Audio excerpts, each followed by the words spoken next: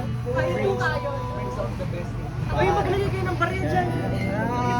Ilagay mo barya dito. Ang gusto ko.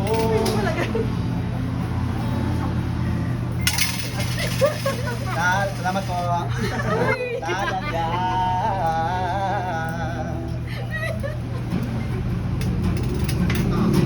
Pwede magkain. Ang bihira. Saan ko na binigay? Salamat po. Ikaw na nga ba talaga? Siguro nga Kasambakan ko ng chicken kung ano. nabigyan nila sa iyong ganda.